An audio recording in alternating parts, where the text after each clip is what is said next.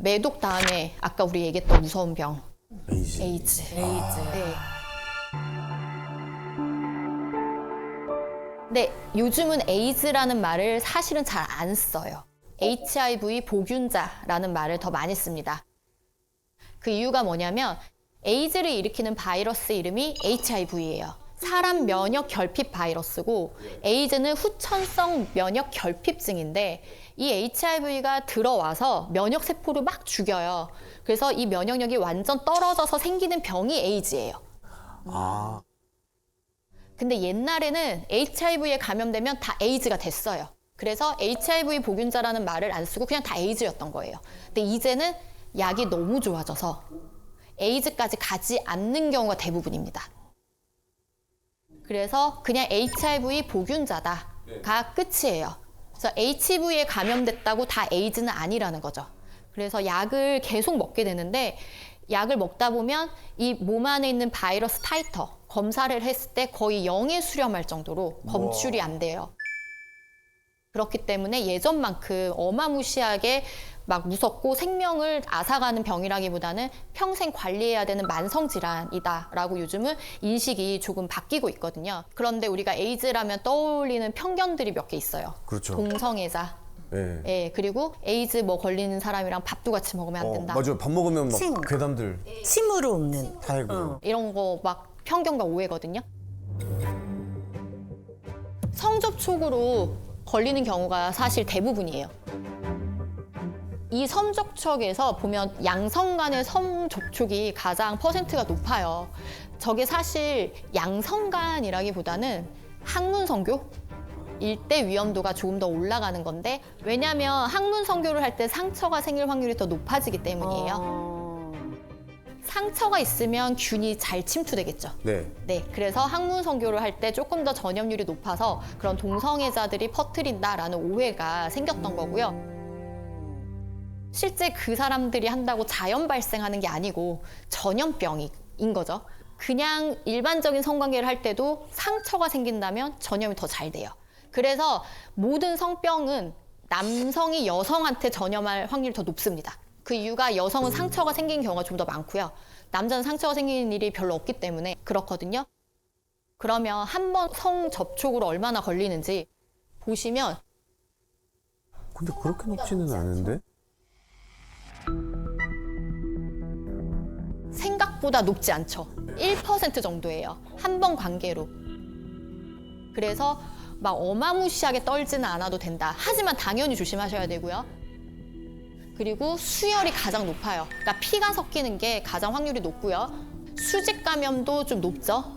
임신부가 아기를 낳을 때 수직 감염이 22%, 뭐 23% 높은데 요즘은 약이 굉장히 잘 나왔다고 말씀드렸잖아요. 그 약을 잘 복용을 하는 경우에는 1% 미만으로 떨어져요. 물론 그럼에도 불구하고 제왕절개를 합니다. 그러면 아기는 괜찮아요. 아이한테 네. 균이 안 가요? 네. 그러면 저희가 타액으로 옮는다 봐. 이거는 사실 아니네요. 아닙니다. 성관계에도 1%인데. 그럼 관계를 할 때 네. 콘돔을 끼고 하면은 그런 어떤 그 전염 능력이 없는 거예요? 많이 떨어집니다. 확률이. 만약에 보균자인데 애인이 생겼어요. 애인은 비보균자예요. 근데 두 분이 연애를 할 때는 어떻게 해야 하느냐? 이분은 항바이러스제, HIV 치료제를 복용을 하시고 이 상대는 프랩이라는 약을 먹어요. 예방약이에요. HIV 예방약을 먹고 이렇게 두 분이 관계를 하면 전염률은 거의 0이다. 그러니까 죽는 병이라기보다는 평생 관리하는 병. 네, 이렇게 바뀌고 있습니다. 당연히 그래도 걸리면 안 되니까 항상, 항시 사람을 만날 때 조심하시고 파트너가 바뀔 때마다 검사를 꼭 하시는 걸 추천을 드립니다. 성기사마귀, 콘딜로마, 곤지름 들어보신 적 있으시죠? 아, 곤지름으로 들어본 적 있어요. 외음부에 이렇게 몽글몽글하게 뭐가 생겨요. 그러니까 사마귀 덩어리 같은 게 생기는 거거든요. 이런 질환이 생기는 바이러스를 HPV라고 하는데 이런 성기사마귀도 일으키지만 암 종류를 일으키는데 자궁경부암, 아, 그리고 남성의 성기암, 항문암, 두경부암, 드물게 여성의 질암 이런 암들을 일으킬 수 있어요. 그래서 자궁경부암 백신 주사라고는 많이 들어보셨을 거예요. 그게 바로 이 HPV를 예방하는 주사입니다. 현재 12세에서 17세 여성분들 나라에서 주사 놔주니까 꼭 맞으시면 좋고 26세까지는 항체가 가장 의미 있게 생긴다라고 되어 있어서 26세 이전에 맞는 걸 가장 추천을 드리고 나이가 더 들어도 맞는 게 좋은데 근데 이거는 여자만 맞는 거잖아요. 맞아요. 나라에서 해주는 거는. 근데 남자분들은 돈 내고 맞으실 수 있습니다. 맞을 수 있어요. 네, 두경부암이나 성기암, 항문암 예방 효과가 있기 때문에 둘 다 맞는 게 낫지 않나? 둘 다 맞는 게 좋겠네. 네, 남자도 맞는 게 좋고 해외에서는 실제로 남성분들이 굉장히 많이 맞아요. 두경부암 때문에. 근데 이 HPV는 증상이 아무것도 없어요. 그냥 얘네가 일으키는 증상은 곤지름 아니면 암. 딱 이거. 그래서 내가 갖고 있는지는 검사를 하기 전에 모릅니다. 병이 걸리지 않으면. 근데 실제 검사를 해보면 굉장히 많고요. 특히 20대, 30대 초반 성적으로 활발하신 분들은 90% 이상이 거의 다 양성으로 나와요. 병원에 오셨을 때. 따라서 HPV는 예방을 하면 가장 좋거든요. 역시 콘돔이 가장 좋은 방법 중에 하나고요. 파트너가 바뀌면 꼭 검사를. 제가 생각했을 때 진짜 이거는 웬만하면 안 걸리는 게 좋다. 제일 치명적인 건가? 뭐죠? 증상을 가장 많이 일으키는 성매개 질환인데 헤르페스입니다. 저 뭔지 압니다. 네, 입에 입술 네, 옆에 부르터가지고 뭔가 간질간질하다가 뭐가 이렇게 물집 같은 거 생기고 네. 어린이 때 맞아요. 경험했던 분들이 많을 거예요. 입술 같은 경우는 우리가 어린이 때 갖고 있는 경우가 어른들이 내가 헤르페스가 있는 상태에서 아유 이쁘다 하고 뽀뽀했다가 옮겨주는 경우가 많은 거예요. 그 균이 똑같은 균이라는 거죠. 네, 1형, 2형 얘기 들어보셨을 거예요. 중요하지 않습니다. 그냥 얘네 이름일 뿐이고요. 여기에도 다 생길 수 있고요. 외음부에도 둘 다 생길 수 있어요. 그러니까 그냥 단순하게 이렇게 생각하시면 돼요. 성 접촉이든 입술 접촉이든 병변이 있는 부위가 점막에 닿으면 옮는다 라고 생각하시면 돼요. 그래서 처음에 수포가 되고 궤양이 되는데 수포가 생기면 간질간질해요. 엄청. 간질간질하다가 나중에 이렇게 궤양을 만들거든요. 그러면 따갑습니다.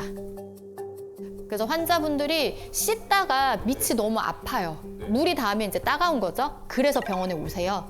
그래서 딱 보면 헤르페스. 어차피 제가 알기로는 이 헤르페스는 완치가 안 된다. 네, 맞아요. 한 번 걸리게 되면 신경절에 살아요. 신경절에 살아서 내가 면역력이 떨어질 때마다 기어 나와서 그 병변을 만드는데 우리가 항바이러스제를 복용을 하죠. 그럼 밖에 있는 바이러스는 죽어요. 그래서 그 병변은 없어지는데 신경절에 있는 바이러스는 안 죽어요. 그럼 어떻게 그 바이러스를 죽이는 방법이 없습니다. 그럼 갖고 평생 사는 거예요? 평생 사는 거예요. 그래서 제가 안 걸리는 게 좋다라고 말씀을 드렸던 거고 근데 증상이 밖으로 막 포진이 생기지 않았으면 전염성은 없는 거잖아요. 복균하고 있어도. 그거에 대해서 무증상 흘림이라는 게 있는데 그것도 아니네. 그것도 옮겨요? 네. 증상이 없고 밖에서 봤을 때 멀쩡한데도 전염이 되는 경우가 있거든요. 근데 사실 이거를 잘 살펴보면 전조 증상이 있어요. 처음에 수포가 되기 전에 바이러스들이 이제 여기 깔려 있잖아요. 근데 아직 수포는 안 생겨서 육아는 정상이에요. 하지만 이때 본인은 뭔가 그 부위가 뻐근하고 약간 근육통처럼 뭔가 거기 살이 아파요. 뭐 여기 팬티 라인 있는 이런 림프가 아프다던가 혹은 그쪽 다리가 저린 사람도 있고 사람마다 되게 달라요.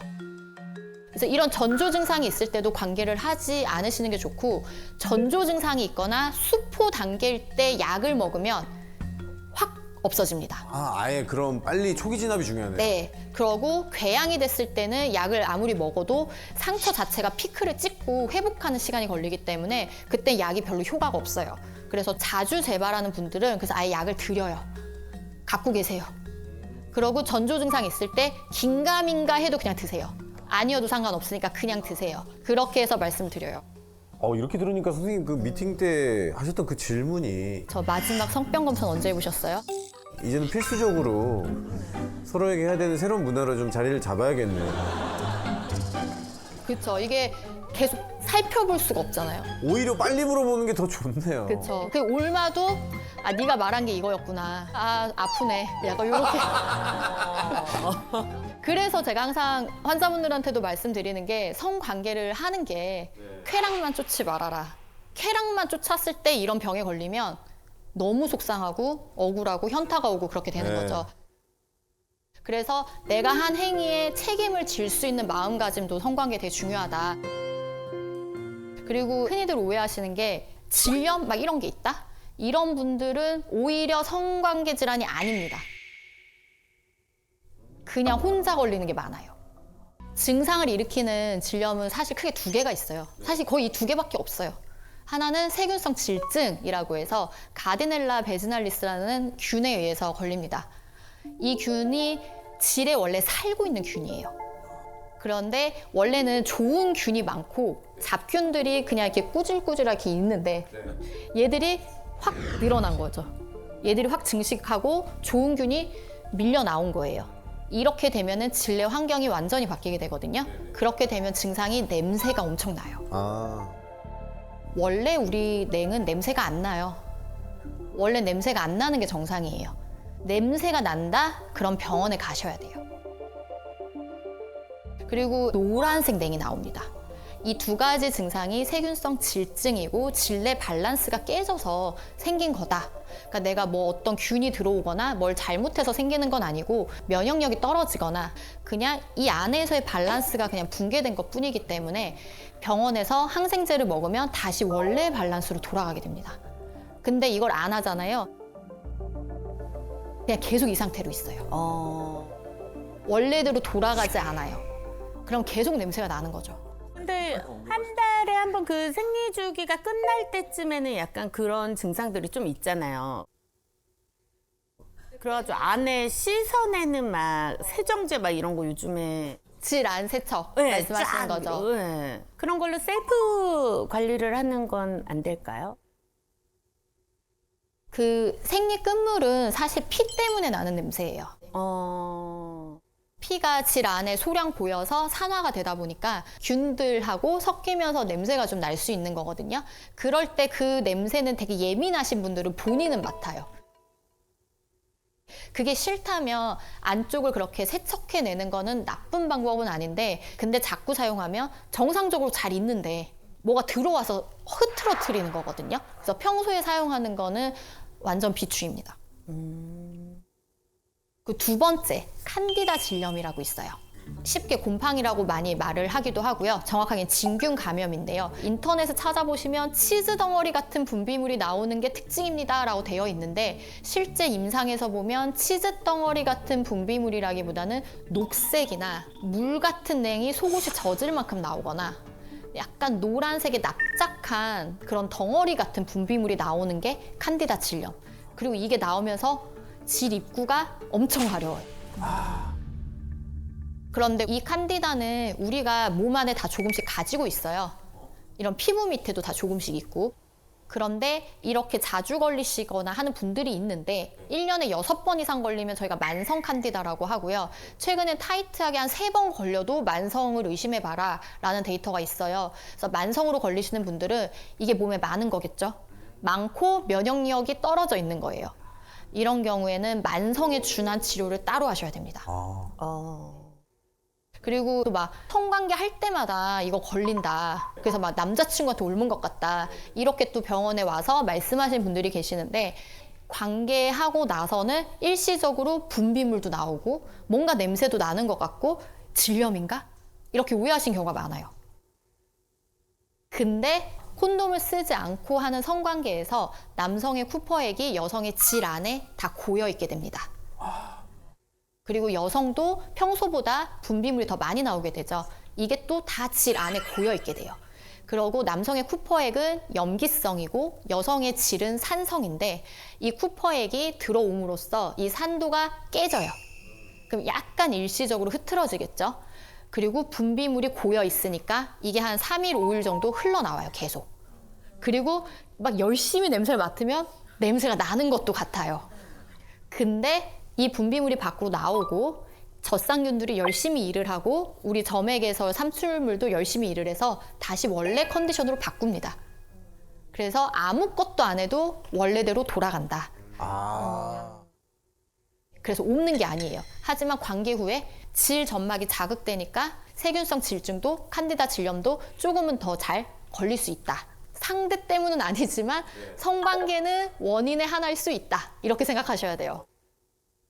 그리고 굉장히 많은 분들이 분비물이 나와도 질염인 줄 아세요. 질염은 제가 앞서 말씀드린 그런 증상이 있는 게 질염이고요. 분비물은 그냥 분비물이에요. 이거를 질염이라고 생각하고 나는 계속 질염에 걸린다. 질염 여자의 감기다. 뭐 이럴 때마다 막 질정을 넣어야 된다. 이 제품을 사서 써야 된다.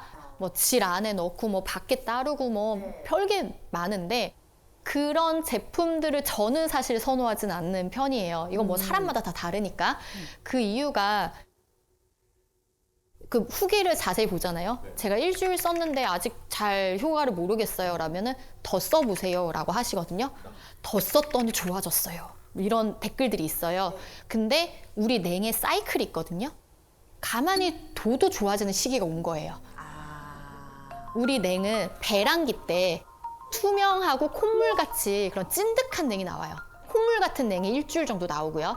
그 다음 일주일은 약간 하얗고 몽글몽글한 냉이 나와요. 그리고 그 다음 일주일에 생리하고요. 그 다음 일주일에 뽀송뽀송해요. 그러고 다시 콧물. 몽글몽글, 생리, 뽀송. 이 사이클이 돌고 근데 이 정도의 차이는 사람마다 좀 있고 내 컨디션에 따라서 또 매달 달라요. 그래서 사실 질 안에 뭔가를 하는 거는 굳이 할 필요는 없고요. 왜냐하면 질 안에서 아이들이 열심히 활동을 해요. 깨끗하게 유지하려고. 위산처럼. 대부분의 것은 우리 몸은 알아서 잘 자정작용을 한다. 이렇게 생각을 하시면 될 것 같아요.